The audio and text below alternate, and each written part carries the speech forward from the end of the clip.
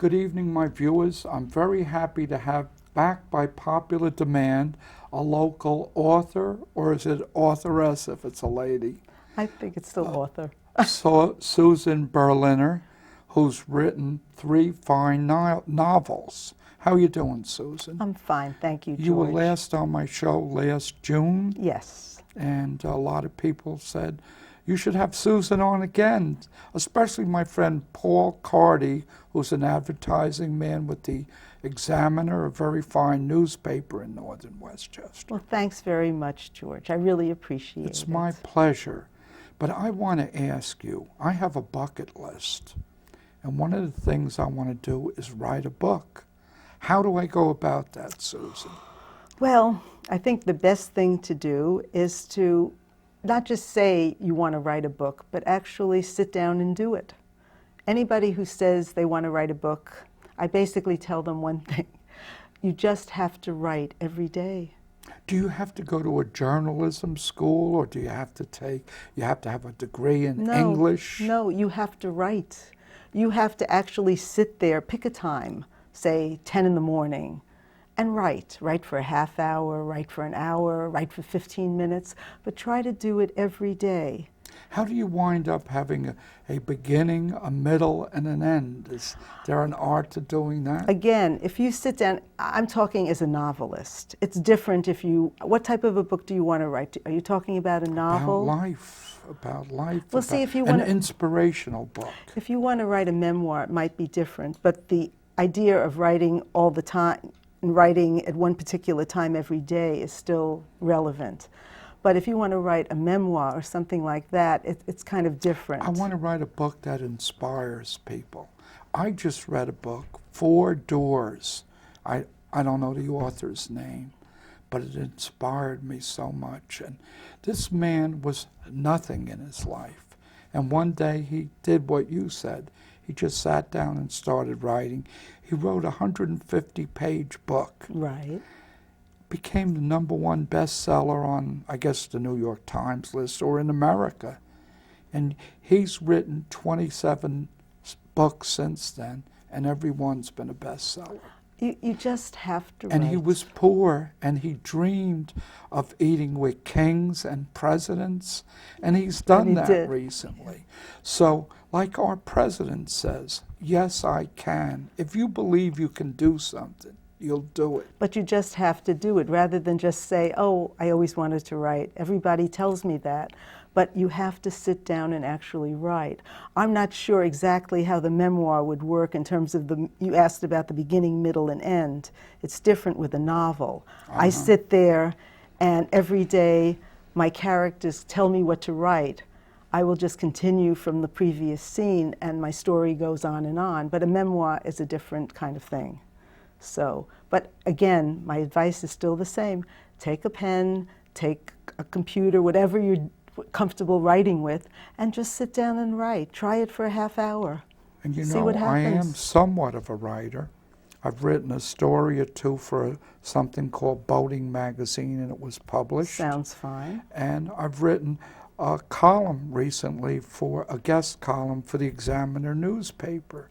And I've gotten a tremendous response from it. It's a start. And as I said, and I love to write. If you have the memoir idea, if you have a chapter in mind, just sit down and start writing and see what happens. And as I said, try to write at the same time every day. And one of the things I like to do is feature authors and writers from time to time. And it's something I was talking to you about before the show started. A very good friend of mine, Governor George Pataki, and his wife Livy have a daughter who just finished college. She wrote a book, and lo and behold, it's on the bestseller list on the New York Times. I think the #1 bestseller. That's terrific. And she's going to appear at Barnes & Noble's on the 11th of this month. I don't know if this show by then, but I think Allison Pataki, her name is. That's And terrific. it The name shows- helps. Oh, yes, a little fame and name helps. Doesn't hurt. But it has to be good, or Yes, that yes. many people wouldn't buy That it. that part is true too. But let's hear about your 3 novels Yes, now. Let's go through each one of them. Okay, I'll start with, if you don't mind me taking, No. The Disappearance. This was my 3rd book. This is actually my most recent, and it's a time travel story. Time I travel. always loved the idea of time travel, so I thought, well, let me write one of my own. So this story is about a young woman who thinks that her boyfriend loves her, but instead he sets her up for his murder and he disappears. But he disappears into time, into another time period. So she's got to figure out where he is, and then she has to figure out, of course, how to get him back. Wow. And she also has to find out why he set her up. So it's kind of an intriguing story. It's a thriller. I write all my novels are thrillers with a little bit of a supernatural flavor to them. And this one has a sting kind of ending because I love the movie, the old movie from the 70s, The Sting. Robert Redford and Paul Newman was it?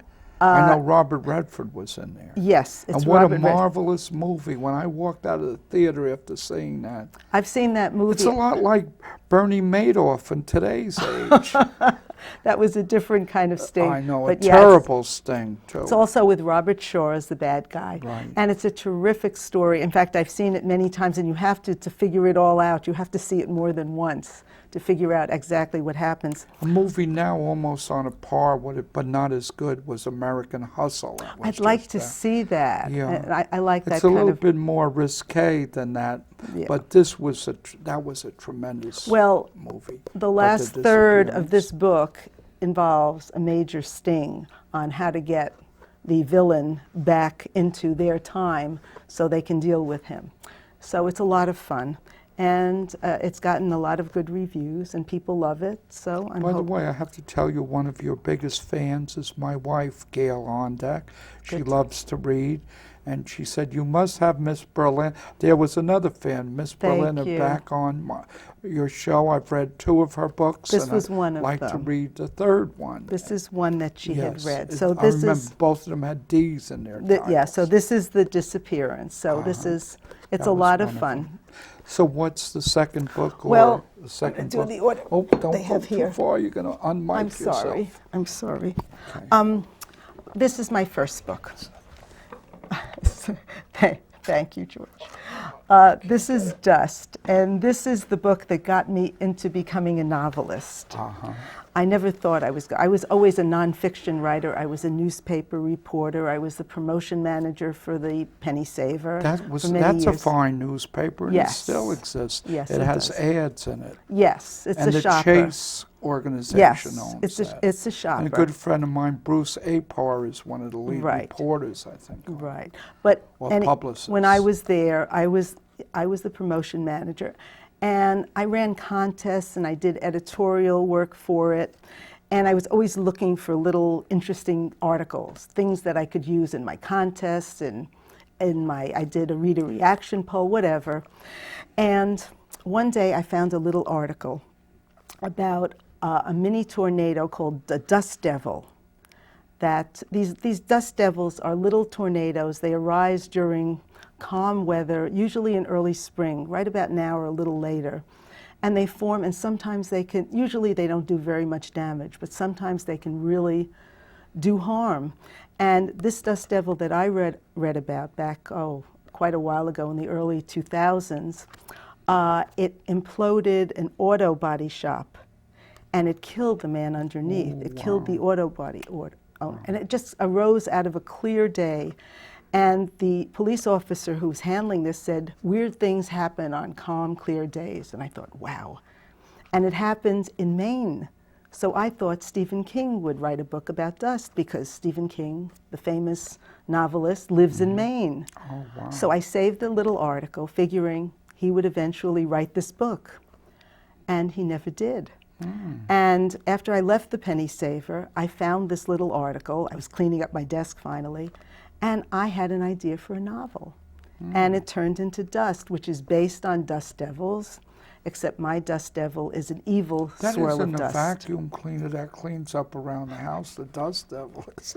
I shouldn't say these funny No. things Well, while you're I think serious about I your think book. the name dust devil that kind of a vacuum cleaner came from dust devils. Really? Yeah, sure. Because they're these little mini tornadoes. Can you and sue for that patent on the name? No, just teasing with you. I had never even known what dust devils were before I did this, but they Wow. happen all the time. And on my website, I have all different instances. In fact, somebody recently sent me an interesting dust devil in Colorado.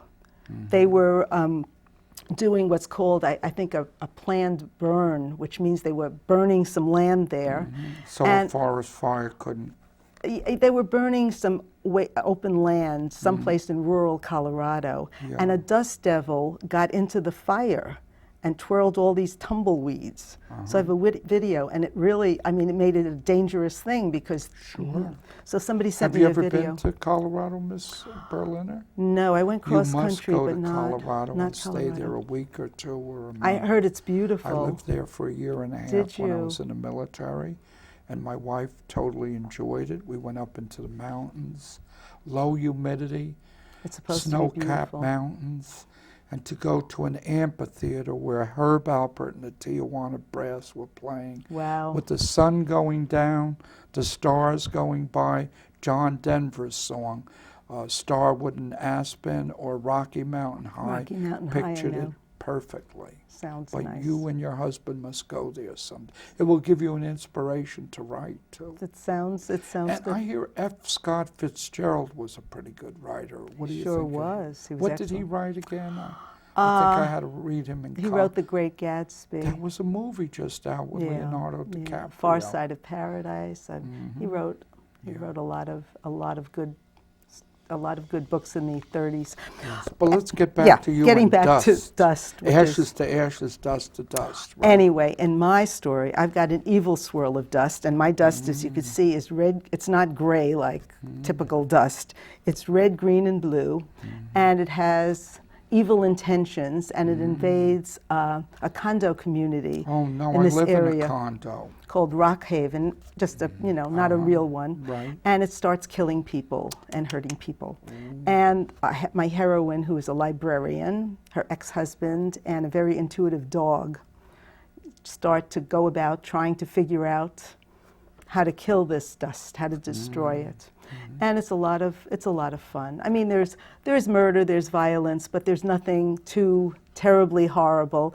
It's a book that could be enjoyed from teens on up. In fact, I had a 12-year-old tell me recently that this was her favorite book ever.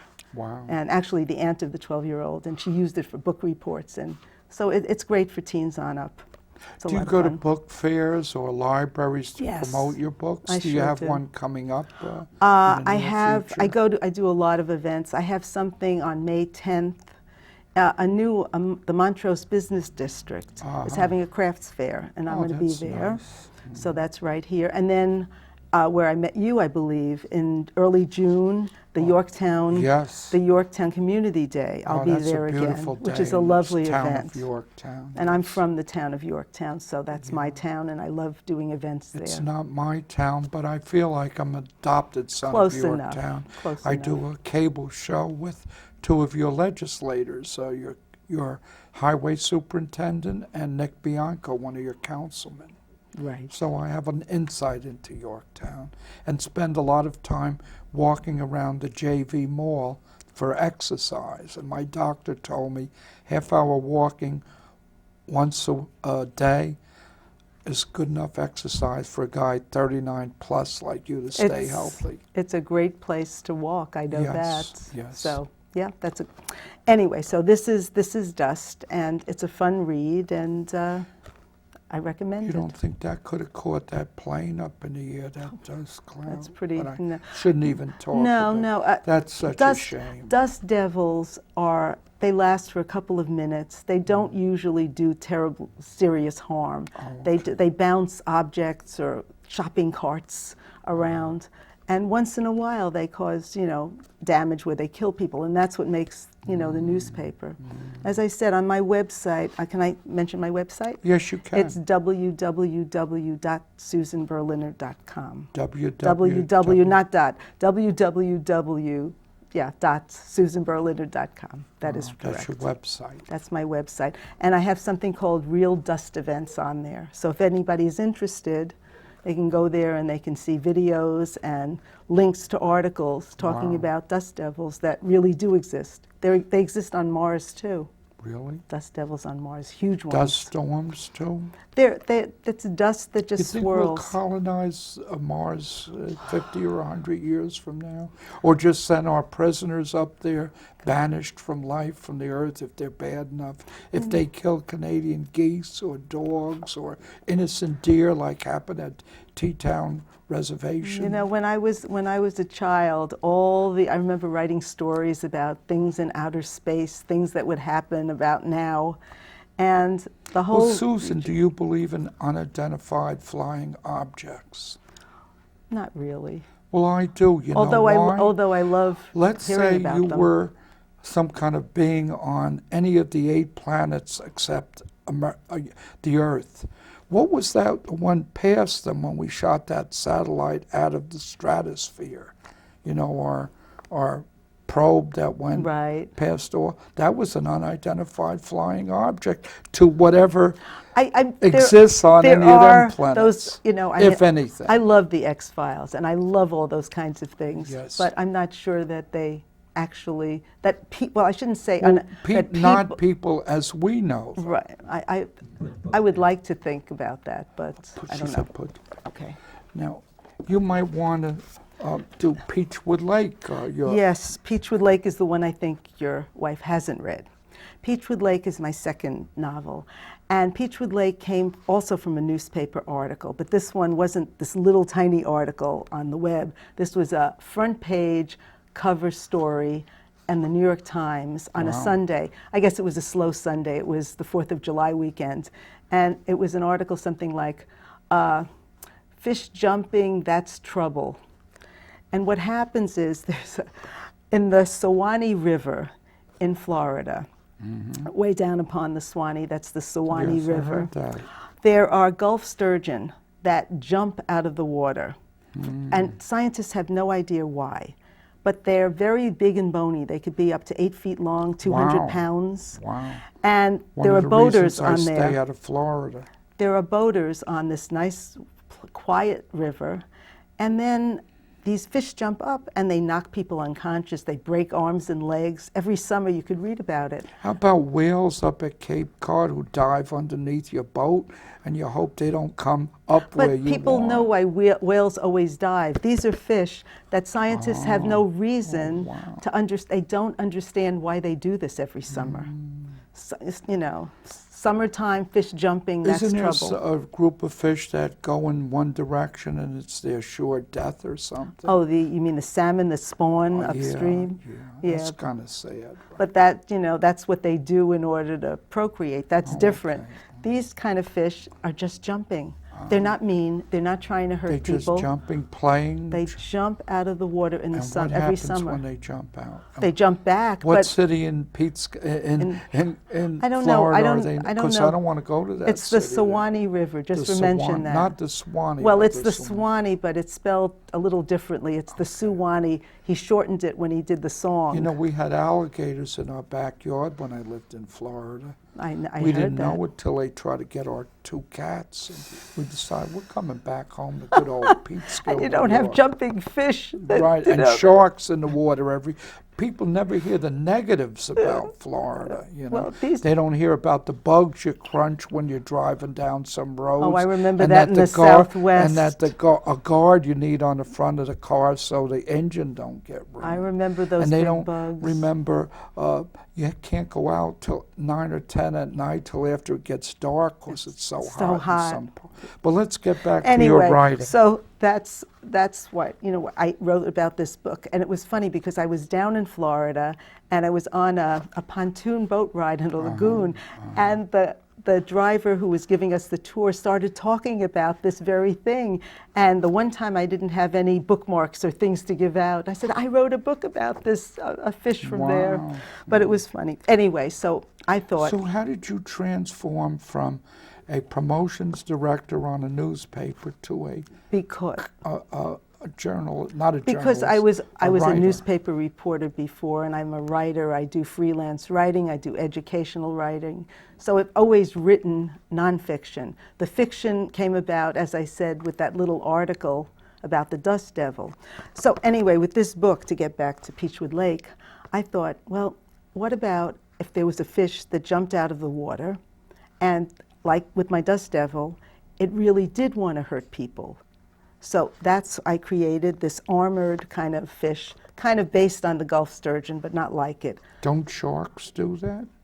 But they don't jump out of the No, water. they just sneak up on you. They sneak up, yeah, they're not jumping. So I have a fish that jumps out on a quiet lake called Peachwood Lake, which I made up. There's a Peach Lake in Brewster. I've heard of that. But this is Peachwood Lake, and this is in Connecticut.